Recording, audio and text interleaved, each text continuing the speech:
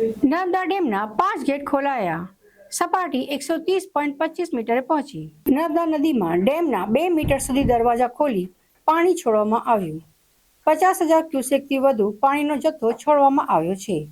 Riverbed power હાઉસની 5 turbine ચાલુ કરવામાં આવી. કુલ 86,000 ક્યુસેક પાણી છોડાતા જાહેર એલર્ટ જાહેર કરવામાં આવ્યો છે. તેની સાથે નીચાણવાળા વિસ્તારમાં રહેતા લોકોને પણ સાવચેત રહેવા માટેની સૂચના આપવામાં આવી. તંત્ર દ્વારા સતત મોનિટરિંગ ચાલુ રાખવામાં આવ્યું છે. એસડીઆરએફની ટીમ પણ કોઈ પણ પ્રકારની કાર્યવાહી માટે તૈયાર છે.